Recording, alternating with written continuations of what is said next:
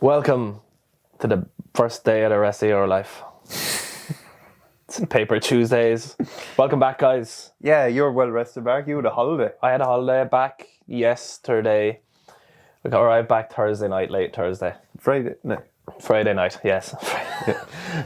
Janie Mac, it seemed like you had a ball. I had a ball, yeah. It was good, like, it wasn't a fun holiday, you know, like, there was no water parks or excessive drinking or anything like that, because it was just me and a pregnant lady. But we were offered drugs twice. I was offered drugs twice while holding a pregnant lady's hand. Wow. Yeah, weed and cocaine. Okay. By the lucky men. Oh. One lad called us over. You had sunglasses. He was like shaking him, and we were like, "No, thanks." He started walking closely, and he was on Breed's side, and he like leaned in really close. He's like, "Hey, you smoke? You guys smoke?" He's like, "I smoke weed." No, thanks, man. Another time we were walking past an Irish bar, and one of the lucky men comes out, and he goes, "Hey, bro, you going to the pub?" And I was like, "No, I don't think so." He goes, "You guys want Charlie? You want Charlie?" And I was like, "No, thanks." Like, it was like 5 o'clock in the day. Yeah. And I had a pregnant woman beside me, just me and her. And like, they're out offering drugs, like. Tempted to use the bump. And... Yeah, it's like, I have no idea. Right. Oh, bump, I get it. Nice little joke there. But surely the police are onto this, like. They know that these men do this. Now, Tenerife, does it have a bit of a reputation of sorts? I wouldn't have thought so. Well, it's a party place. No, but is it kind of like the client? Like, did you stand out as the more refined clientele that were travelling to Tenerife? Everyone on the plane on the way over was at least 70. Oh, one person nearly died. They had to bring out an oxygen tank. Or they were like because they sat up too fast. They were lying down across two chairs. She sat up too fast. And her and her husband both had to be wheelchaired off the plane, like, just because they were so old. Because originally he needed a wheelchair because he was too old and tired to walk onto the plane. So they had a wheelchair scheduled for him when we arrived. And then they had to get two scheduled because his wife sat up too fast. And they were like that. They were like the average age of the people on the plane. They were all so old. Right. On the way back, it was on the way back, it was like a younger age group. Maybe because the older ones don't come back.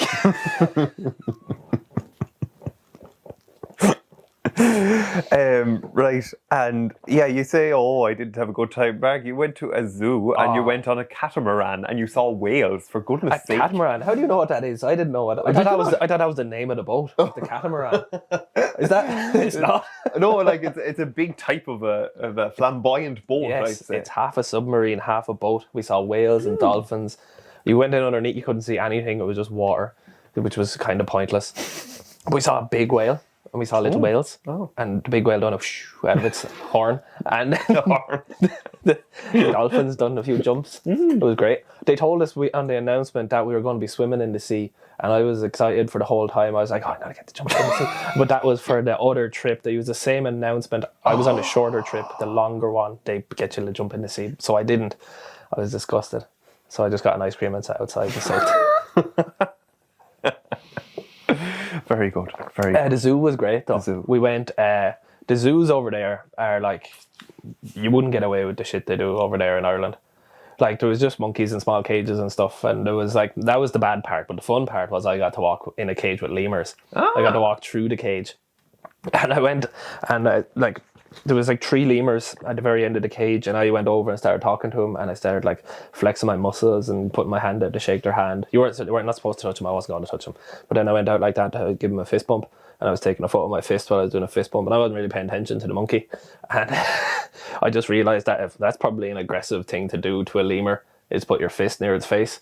And then I turned around and I was going to take a selfie with it, and when I turned around, I felt something jump on my backpack. The lemur jumped on my back. To like, it would try to defend itself, I suppose. So then I screamed and ran out. Fuck. I have a video of my reaction to the lemur jumping on my back. Oh, this would be great. But you can't actually see the lemur, which is the worst part. 1 second. Like, you can't see the video, but you couldn't see it either. You just had to sense that. Okay. Oh, so you laughed? Yeah, because it Wow. jumped on me. Okay. Here is said lemur. That is Throwback to your lemur's snake reaction days. that I wasn't paying attention to. yeah. That's King Julian not looking too impressed. My gosh. Yeah, there was loads of shit like that. There was like bald eagles, America. Wow. Freedom. Jeez, they have a bit of everything. Yeah, but the symbol of freedom is tied to a very short chain that he can't fly away from. But they let him out to fly around this big bird show, and these vultures fly straight over your head, like they touch the wings, touch your head, and there's like no fucking rules over there. They just don't care. I was offered a swim with sea lions as well. It still is fucking like the 1960s over there. Do you know, like there's no woke people in Tenerife. Not yet. No, Has because it got there? not yet. No, I was the first. I said, "Do you fucking pigs know what you're doing? You belong in the cage. Let the tortoises run the zoo." Oh, that's actually kind of related. We're going to take that and say, I wanted to talk about change, Mark. So we've changed from those horrible days in the 60s when you could jump in with sea lions and stuff and walk with lemurs. And now we can't do that because of health and safety, as we discussed on the Patreon with young Rory Heffernan. Yeah. But anyway, change. Me moaning about not being able to get close and personal with animals. Well, sorry, just found an email where someone said that they were disappointed with me. No, I didn't want that. Oh, I wanted to find this screenshot that I had about by Yuval Noah Harari about change. Now, Mark, you know this fella. He wrote a book and you read it and you loved it. Tell us about it. Oh, what was the name of his book? Humans or Homo sapiens. Oh, he wrote that. Yeah. Sapiens, it's called. Sapiens. Very good book. It's very detailed. Clearly took a very long time to write. It just basically takes you from the start of human civilization to current civilization and then what the future might look like. And how would you describe his approach to history and the book itself? Very practical. As in, he's very like matter of fact, and he detaches his emotion from it. So it's like, this is what's happened, this is kind of how we've got here, and this is how this might happen in the future. As opposed to spinning his own narrative on it that he'd like to, do you know? Very interesting. I could say we were monkeys and now we're becoming these sexless aliens up in the air. Right. Because that's what I want. But no, it's good. Like, what's his thing? Well, this kind of teased it up very nicely. Thank you. In that he did an article for The Economist about the whole thing in the Ukraine there and the Russians getting a little bit excited. I only found out about this in mass yesterday. Oh. Because the priest said that the baby doesn't care about the war in the Ukraine. Oh. Right. And then I was like, what war in the Ukraine? And then someone had to explain it to me afterwards as I was eating cake at the Christie. Can we talk a little bit about this? So, but does Avian doesn't care now, but I think Avian should care in the future. Like it seems like there's a lot of stuff going on here in the Ukraine. Right, go on. Sorry, anyway, we'll go. Yeah, this is kind of the premise of it. So, I don't know what will happen in the Ukraine, but as a historian, I do believe in the possibility of change. Okay, so I kind of like this first sentence already because it shows that a historian doesn't just, spend their life in the past saying how great the past was, or, that this is more broader than that. I don't think this is naivety. It is realism. Again, I like that. The only constant of human history is change. And that's something that perhaps we can learn from the Ukrainians. For many generations, the Ukrainians knew little but tyranny and violence. They endured 2 centuries. I should probably use my reading glasses for this. Can't see the board, miss. Can't see the phone, miss. Harvey Specter. Or Harvey Dent. Who's the Spider-Man? Tobey Maguire. Peter Parker or is Clark Kent, you're thinking of? Gavin Stamp was wearing a lovely pair of glasses in the church yesterday, so I said he looked like Clark Kent. Clark Kent going up for communion. Like Mick Wall and Matt's mode. Go. Actually, if your second name is Wall, don't call your son Mick. Why not? Brick.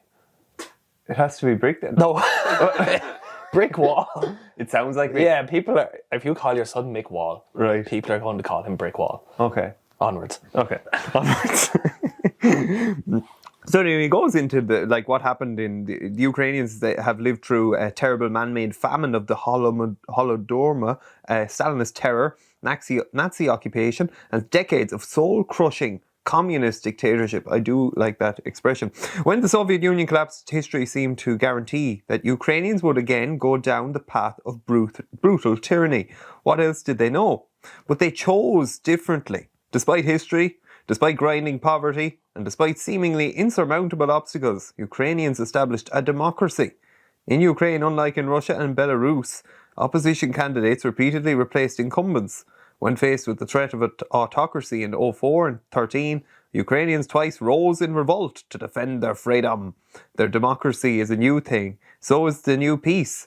Both are fragile and may not last long, but both are possible and may strike deep roots. Every old thing was once new. It all comes down to human choices. Right. What a lovely piece of writing. Very nice, but what did he mean? Well, he means that... Well, what does he mean? That's a good question. Well, like, that... They've defended their democracy before and they'll do it again, basically. Yeah, but I think what he's revealing is that while we still don't know if Russia's going to invade Ukraine, now there's still, like, obviously with the US telling people to get out immediately, that kind of doesn't bode well, you know. They're not saying it's because of a rainstorm or whatever. But I think it's to do with the choices that, like, are going to become apparent in international diplomacy between Biden and Putin, but that's rather conjecture. What the route I wanted to go with this, because that's rather high level, is because I think we can extend Harari's argument and say that even our personal choices have some sort of effect in the broader state of play. Yeah. Now, how one can envisage that is difficult. But I one personal example that I want to try and throw into this mix that is going a little bit, let's just stay with me anyway, right? Aisling Murphy's murder, grotesque, horrible. The nation felt really sad as a result. Yeah. And it was so horrible that we had a lot of commentary and people saying in response that we need to change as a society how we treat women, and a lot of difficulty, but not a lot of fresh answers because of the rawness of the emotion evoked by the murder. Well, if that's the case, then the sum of our individual efforts does add up to something. If we assume that we should do more to prevent an atrocity like Aisling Murphy's murder occurring. Yeah. So, in the same sense, then, it's the human choices to take peace in our own homes against, like, instead of just keep, maybe let conflict rumble on, or maybe to invest in human connection rather than to pursue meaningless activity. Well, maybe that will add up to something more meaningful than the Russians in their power game to invade against the Ukraine and to extend their reach in a power grab. Right. Is this a little bit too tenuous for you, Mark? Kind of. Well, look, right, so by me choosing the right things, is that going to stop Russia from invading the Ukraine? I don't know. By me buying an extra flower for my girlfriend on Valentine's Day? Is that going to stop Russia invading the Ukraine? See, I don't know. Like, before I would have thought, sure, it's meaningless. But what if it all comes down to human choices?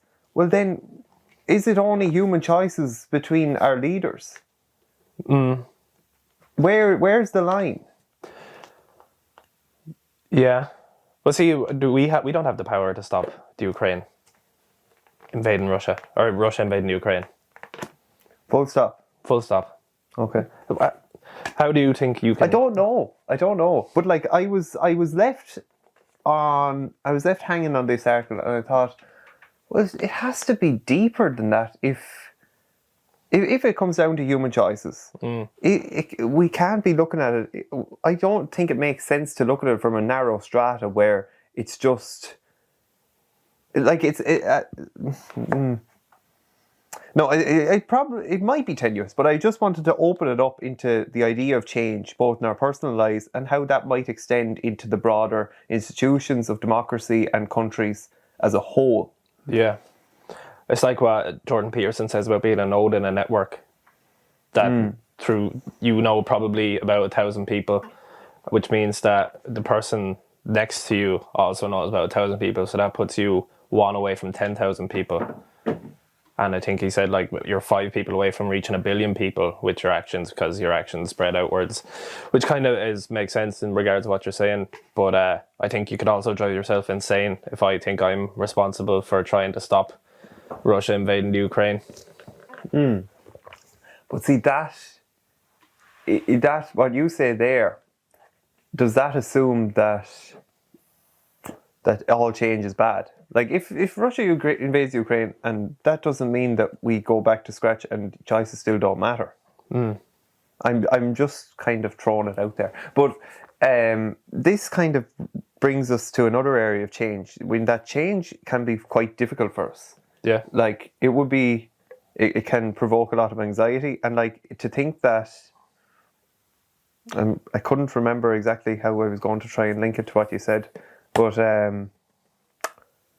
to think that change can happen and that we don't have control over it can be quite difficult, can't it? Yeah, but I think you sort of need to let go of that, because change is going to happen regardless. Change happens constantly. Like, I didn't think I'd be here expecting a baby 2 years ago. If you'd said that to me now, you'd be back home and you'd be having a baby in a few months. I would have not believed you. Like, so now I can't say that I know exactly what my life's going to be like in 2 years, or you know what your life's going to be like in 2 years. That no one does.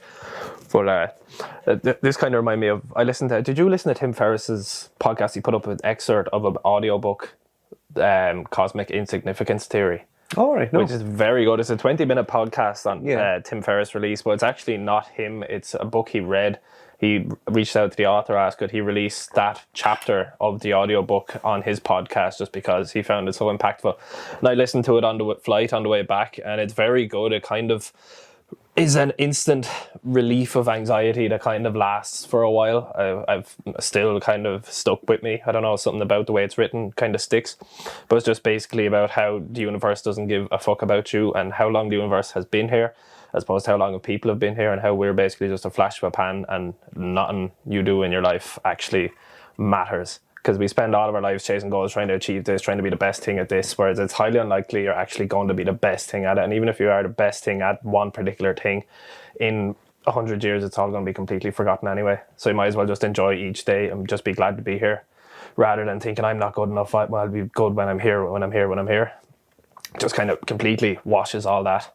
So it's worth listening to, because it's just a refreshing sort of perspective, because nowadays we're all sold that, like, we're not good enough, you need this thing to be good enough, you need to achieve this thing to be good enough, and then you'll be happy, but you never are. So it's just kind of just enjoy the life you've been given, as opposed to trying to be somewhere else, as opposed to where you are now. Because, and the way he kind of explains it is so interesting, because he's like, humans have been around for basically 6,000 years, give or take.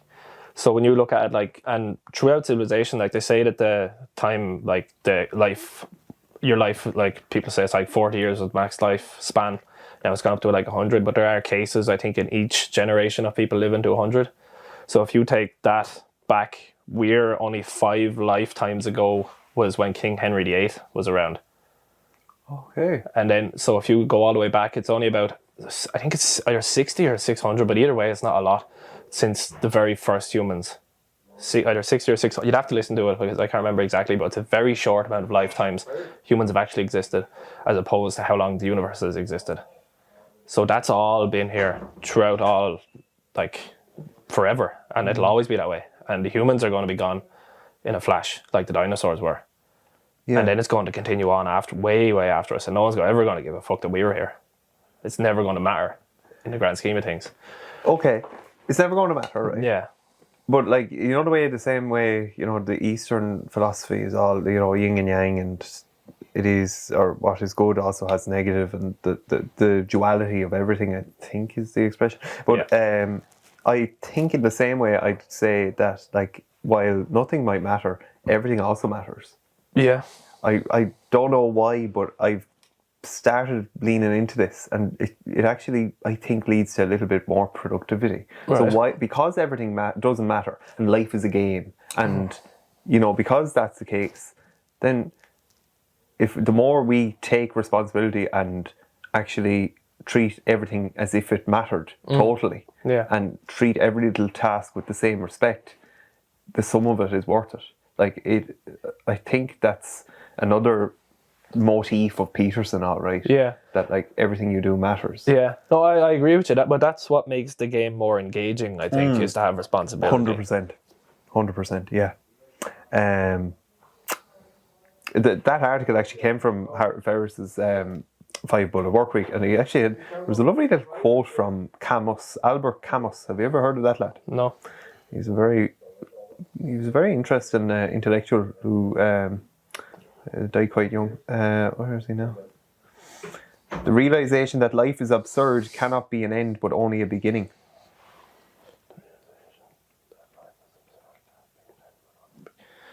Right. Like when you realize that, you know, life is absurd by the nature of what you've outlined, you know, that we're just a blot in this little whole universe, whatever it is. Yeah. That could be the beginning for just pursuing What you want. Yeah. Yeah. Yeah, it's freeing. Yeah, freeing. Yes, that's a nice expression. Do you have any other change? Surely the thoughts of your loving girlfriend, Brie Brown, and the change that is going through her body is a sight in itself. Yeah, it started kicking and all now. Wow. Very strange. What do you do? Do you listen to it, or do you? No, I can't really hear. If I put my ear to it, I can just hear Bree's intestines. So, I tend not to do that. So if I lean on her a certain way, the baby will feel me there and start kicking. Where, say it's my forearm or something, it'll start kicking my forearm or my elbow, wherever I am, because it'll know I'm there. Apparently, it can hear my voice now, so it registers my voice when I talk to it, and that's how when the baby's born, it'll know who I am because of my voice. There's instances of baby's born, and it's with the mother or with the doctor or something, it'll hear the father talking in the background, and it'll turn over to face it because it registers the voice. Yeah, it's weird. I haven't seen the kicking or anything like that yet, but that happens soon enough, and I find that a bit weird. It's like Men in Black, something inside trying to climb out.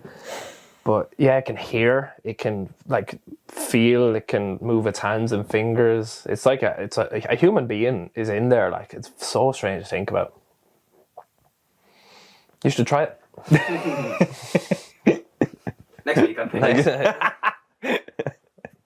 Watch the conception on our Patreon. For just €4. No, this is a call to action now. Subscribe to the Patreon. We have new content there every week. Yeah, we've done a lot of work there with the old the video footage that was captured thanks to director and Conor Moore and our producer Shane Halpin and the video man Sean Porter. And anyway, there's great footage there, and it's all for just €4 for the price of a good coffee. A good one, not a poor coffee, but a good coffee. And you'll be getting episodes every week on exclusive behind the scenes topics and footage. Things that have been burning Mark's mind and he just can't say in the public forum, and he just, he vents it. Yeah. Is that it? Yeah, so that'll be once a week for €4. Yeah. Please, my baby needs shoes. That's a good one. We'll put that on a tagline. Yeah. So, babies, €4. No, not €4. Babies, breed, listening. Yes, music. Okay. I don't know any of this research, but apparently the music that you and Breed listen to now, that will resonate with the child in later years. Yeah, or maybe a love 90 Day Fiancé. That's what it's ever on. It'll think big heads. It'll. Yeah, it's like that with Brendan's daughter Avian. They played her songs from Moana when she was still in. Before she was born, and she loves Moana. The board could tell that she was enjoying the music when she was before she was born, and now she loves Moana. Still, that's unreal, isn't it? Yeah.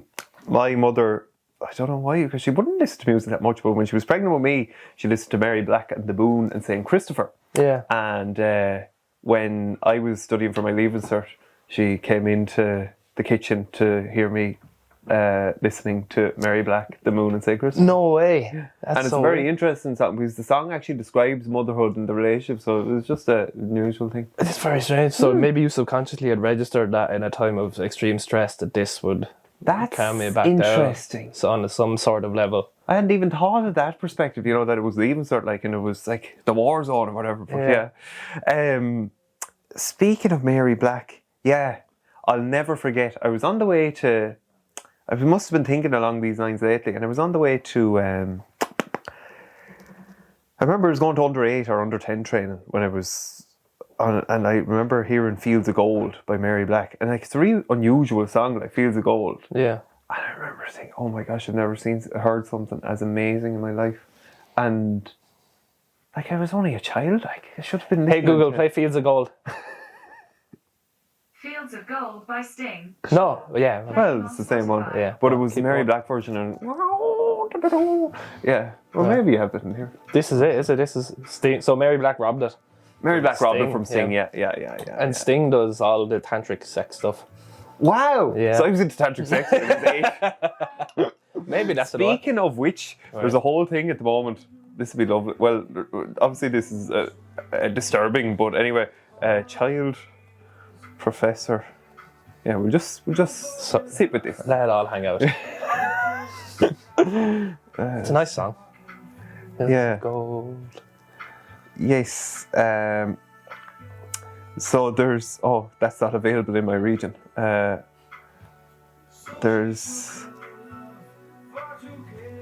This is like the whole song. Like, please hold.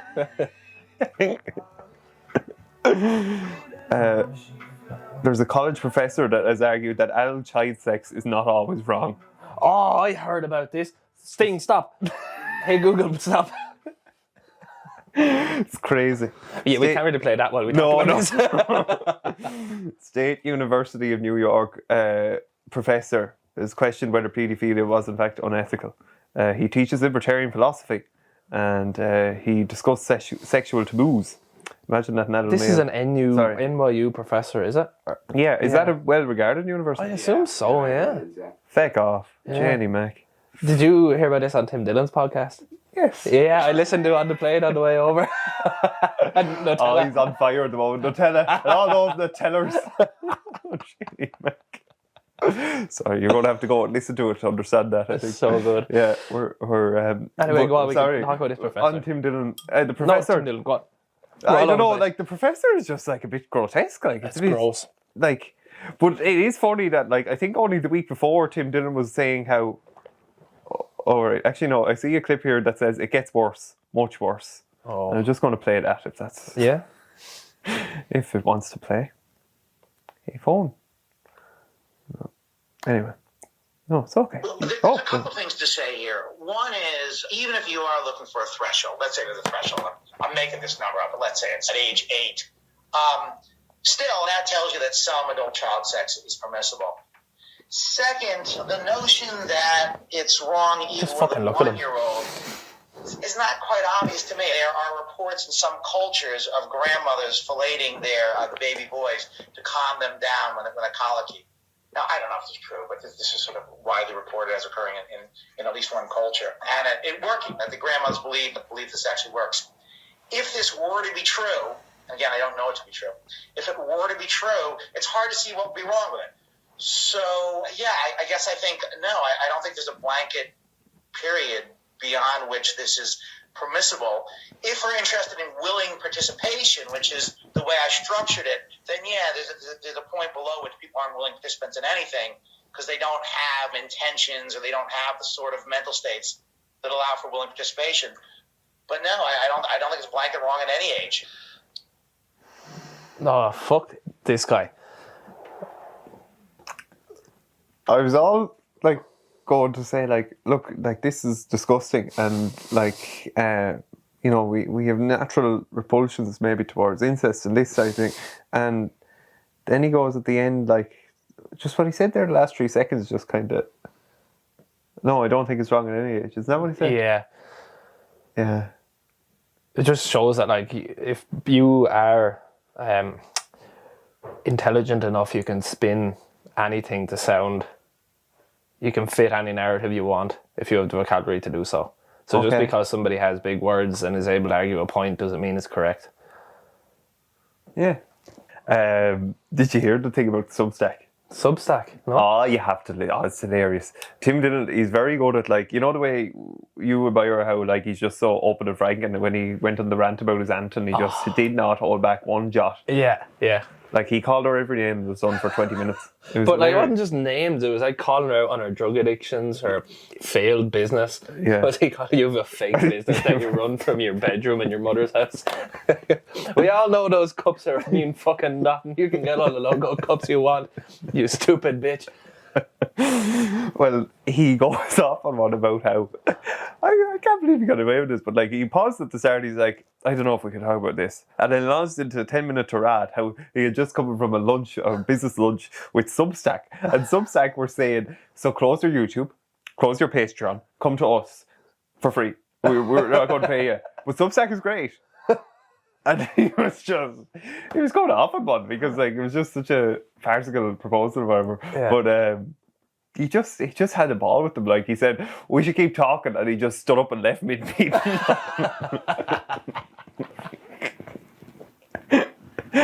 And then he's very funny. Like the things he comes out with. He had me in stitches yesterday. He says we need to find a new Jordan Peterson because he's great. Books, brilliant, lectures, class, coming out with farcical statements and all. And then, yeah, he just said it's time for a new one. Yeah, we need a new professor. I seen. And it made me think, is this trying to bid for that? Like, It's Tim Dillon. Oh, this fella. Yeah. Oh, yeah, the way he's portrayed it as well. We need someone like in some universities, not a big one, but like a medium one, and like for him to be videos of him being rocked around by a group of students like in his car and stuff for this to set it off. That's basically what it was, though. Jordan Peterson, wasn't it? He was being like mobbed outside of universities, and like, you don't recognise my right to be called this or that. And he's like, I do. I just oppose this bill. What was the bill? It was like C-19, I think, but it meant he would have to refer to certain people with using certain terms. I think that was the whole premise of it. Yeah, and he was like, you're not going to... It's my language. I'll use it how I want. So he could have got arrested, could he, for misgendering someone? Or was that... That's a good question. I don't know. That's the truth. Yeah, I think it was coming down to pronouns and that sort of thing, yeah. But how does Tim Dillon not get cancelled? Like, he was even saying in his ass back, he's like, what do I have to do to get what Joe Rogan is getting right now? How do I get that kind of attention? I've been trying my whole life to get this kind of attention. How do I get talked about on CNN? What do I have to say? I'll support this and that. We're very good at listening to all this and Nutella and everything, and we just say this and that, and we tidily deal with all these things. So yeah, go over to Tim Dillon, and he's in the Olympia on Saturday, the 2nd of April. You still can get tickets for the 10:30 show. By the way, I didn't mention that bit to you. No, we have to go late at night to him. It's only the 10:30 show. We can do it. It's a Saturday. You're going to breach your bedtime for him? Breach bedtime. Wow, it's a Saturday, is it? It's on a Saturday. Oh, I can do that then. Yeah, that's fantastic. That's great. What else about change? I was thinking about Russia. Has Russia changed? I don't know. So Russia's plan is to take over the Ukraine, is it?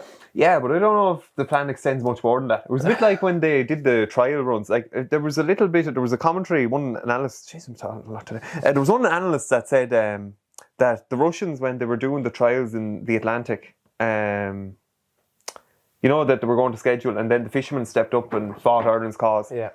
They didn't actually know. The Russians didn't actually understand the repercussions of what they were actually going to do. Right. That because they were actually going to be doing it over oil or something, so it could have actually ended nastily. So they kind of withdrew, but like they weren't. It wasn't a fully thought through experiment. And in the same sense, Mark, I'm saying that Ukraine might not be fully thought through either beyond what the extension is. So Putin doesn't have a clue what he's doing. I'm calling out Putin. You should do it. You'll take over the Ukraine. You do a proper job of it. Proper job. We'll go in. So here, I'm just going to piece together what's going on here, right? An exclusive. Russia is going to take over the Ukraine. Mm-hmm. They were building this thing on the other side of Ireland to keep an eye on America. He said, you stay over there while I do this. I take over the Ukraine. Do you understand me? Okay, right? So if we have this piece of opalite is Russia. Okay. This piece of pink is the USA. This is their base. Okay. Sorry, there's a coffee in the way. This is the base. The base. The base they built off the coast of Cork or Kerry or somewhere. Did they build a base? That was where the fishermen. Oh no, they were going to carry out training exercises. They were building a base. They were building a base. A base here to keep an eye on America. So if any planes try to come over to stop them taking over Ukraine, they're going to shoot rockets. Oh, all right, okay. So this is what's going on. Jesus, good we have you for the fucking... Oh, yeah, he's talking true anyway. Yeah. No, I take it back about Putin. He knows what he's at. Over to Shane with the weather. So anyway, Russia, there's stuff going on there. Societal, yeah, we kind of discussed that. Bump. Coffee, yeah. So maybe that's why I'm a little bit talkative today. I'm back drinking coffee. Oh, you're allowed. I'm the allowed. magic I lady went said to we the- can have coffee again. Exactly. It's mad, isn't it? It actually said you're healed. She said I can drink coffee, whatever. So your left arm went up 35 degrees today. So you can have coffee. So stay tuned to next week. Yeah, I don't know, but you're So how did you get... Tell us about your last encounter with the mystic. mystic. What is she called? An man. ethnobiologist? Kinesiologist. Okay. Kinesiologist. Yeah, she was a CNM2 in hospital, St James's. Oh. And she's given that up now What's for this. CNM2? A clinical nurse manager, 2nd grade. Oh, so wow. like she's a manager, Yeah. nursing manager. But she left the job because of kinesiology. Right. She has enough clients now to justify it. Did I find it's something that I recommend for everyone to do once in their life. Right. I didn't find it as beneficial as the first time. That's okay. It was like me going for a spa treatment. Yeah. That's how I describe it. Right. Is there anything come up this time or that you didn't have last time? Any new? Just that she recommended some things for energy, but that's sure. Look, magnesium and adrenal liquess. So little. Have you been taking the nitric oxide? Yeah. Yeah. And I told her to take it, and she said that she didn't think I needed it, and the wild yam. And to be honest, nitric oxide I think was increasing my circulation a bit too much. Boners. Boners. What nitric oxide? What was the brand? It was letenanine. Letenanine. Yeah. Are you still reading the book or? Yeah. No, I've kind of stopped. Methanine, an antibiotic, eliminates No, bacteria that cause UTIs. Oh dear. See, it was. Oh, 1 second. One second now. Try and find it.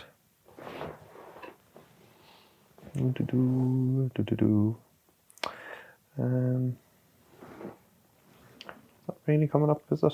Today? Was it L-citrulline? No, it was definitely letheanine. Letheanine.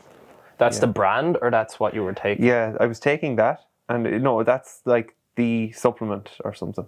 L-theanine. Yeah, but it's not coming up here now when I try. Is it L-theanine? Yeah, I think Yeah? that's it. But L-theanine. sorry, Uh, this is not great. That'd be a precursor to nitric oxide. And L-citrulline Yeah. is also a precursor, but I reckon L-citrulline is the better one. Oh, It's more bioavailable. I take it. Actually, I don't. I take it in a pre-workout, but apparently it's very good, very effective. Because well, that might be better. yeah, So sure, you might text it later. Well, actually, Gro couldn't ask me what supplements you take, and I said, yeah, I imagine he takes a good few. And I I'd say you do. a lot. Yeah. Yeah. So give us your shopping list. Okay, so in the morning I take Tongkat Ali, Fedoja agressus, vitamin D, fish oil, Turkesterone is a new one. That's an insect hormone, which it's not a steroid. You can buy it in supplement shops. I don't know, it's kind of up in the air whether it works or not, but I'm using it myself. I notice it could be placebo, but I do feel like I recover better. My lifts have gone up. Could be placebo, could be side effect of other stuff I'm doing. What else? Take creatine. Whey isn't a supplement, it's a food, but I take that as well. What else do I take? At night I take magnesium L-threonate to help me sleep. I find that's the best magnesium. You can get different magnesiums. One is actually what's it called? Makes laxative. Yeah, Yes. One's a laxative, so I took the wrong one before. But L-threonate is the best one you can get for sleep. That's kind of it. I've started taking pre-workouts again, just because I found a very good pre-workout that is like properly dosed and all. It's more expensive. Is it the Optimum Nutrition one? No, it's Gorilla Mode from your man Derek, More Plates, More Dates. He had like released an hour-long video of why he puts what he puts in it and how the other stuff is underdosed and like half dosed so they can sell it, make it for cheaper. His costs €60 because it costs him a lot more to make because it's properly dosed. So I take that. I find it good. Other than that, it's just caffeine and stuff. But I do, I probably take more supplements than the average person. Before I do a podcast, I take Alpha Brain. Particularly today because I was drinking last night, so I took 3. I also took DMAE powder, which is I bought off supplement or bulk powders. It used to be used as a medicine for ADD, but now they use Ritalin for it. But they found that this stuff is just as effective as it. It just helps me concentrate, so I use that. How often do you take the? I haven't taken it in a long time. I just took it today because I remembered I had it, and I was feeling a bit groggy when I woke up, so I said I'd take it. Cool. Yeah. Any other thoughts on change, Mark Halpin? Change is the breath of life, of course. That's the old saying from the Irish. And I was going to tell you a little bit about, I was going to look up the philosophy of change. There's a good bit on it there. A lot to do with Buddhism. They're big into the thought on change and impermanence, also known as the philosophical problem of change. Would you have been exposed to any of this in the past? No. Okay. It's also, that's interesting. In Western philosophy, the concept of change is also referred to as becoming. Right. Western or Eastern philosophy? Western, it says. Right. Yeah. Makes sense. It does, yeah. It's about the conditioned existence without exception. It's transient, event. I don't know what that word means, and inconstant.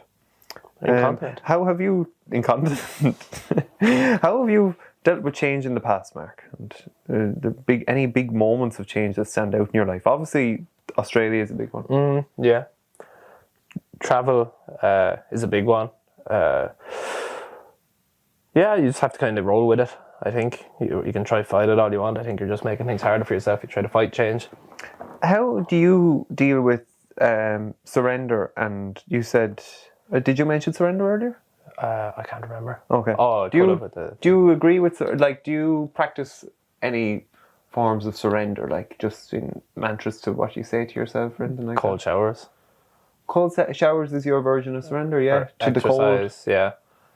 Okay. Yeah. You have to surrender to the uncomfortable, I suppose.